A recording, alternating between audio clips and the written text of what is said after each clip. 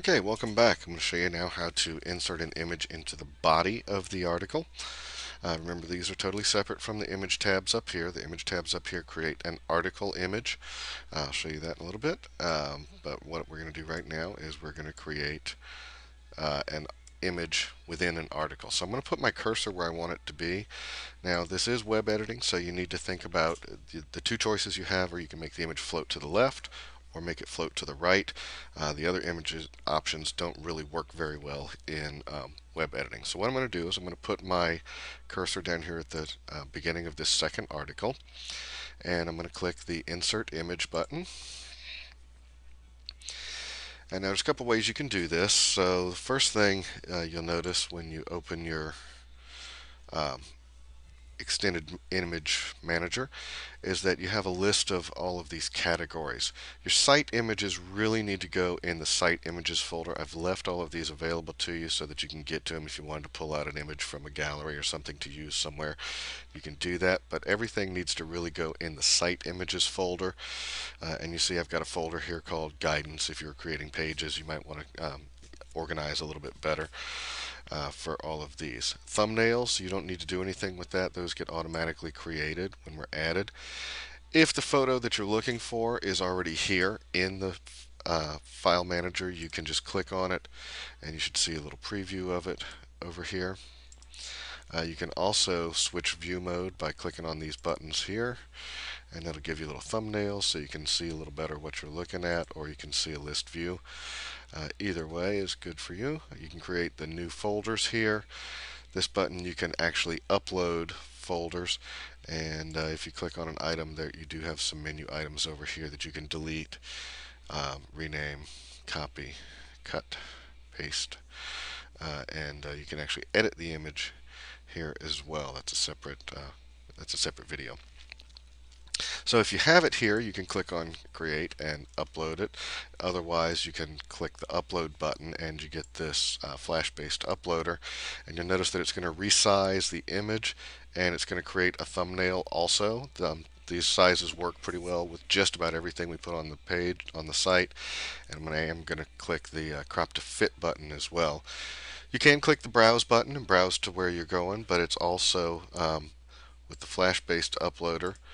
If you open a folder and you have photos in it, you can get to the photos and then just position it so that you can see both of those, and then you can upload an image by simply grabbing it and dragging and dropping here. You notice that one, the one that I just grabbed, exceeds the 2 megabyte limit. Different websites have different limits on them. If they're too big, you'll need to resize them in an image editor like Fireworks or something before you upload them to the site. So you do have to do a little bit of prep there. Let's see if I can upload one of these. One of these should go.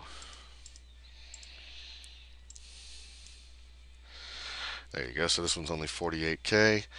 And I'll click the upload button. You notice it has a red X on it right now, which means that it's not been uploaded yet. But if I click the upload button, there you go. It zooms up to 100%, and you can actually drag and drop a bunch of them at one time.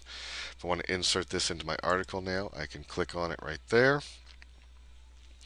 I can set a couple of things here. If I know the dimensions I want it to be, I can change those here if I wanted to change margins.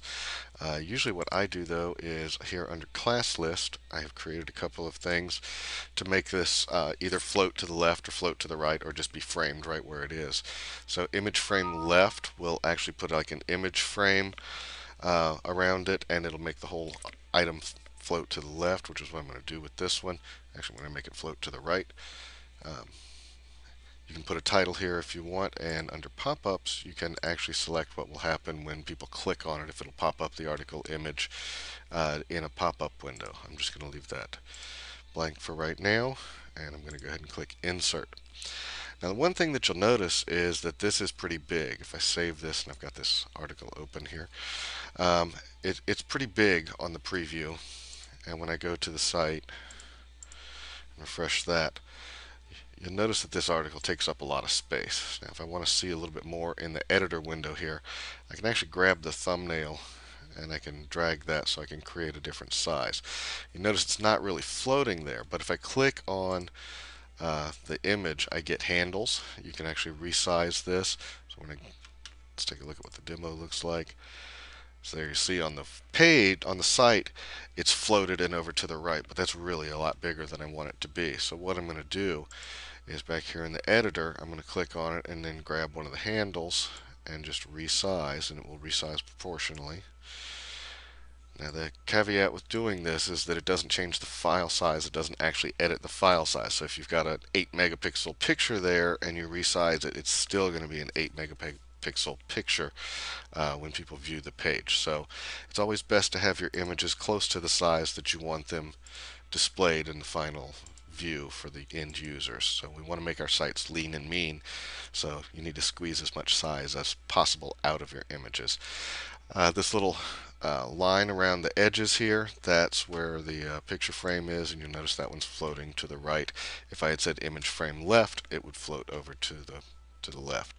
So here's my same image, and I just made it a little bit smaller so it fits in the page.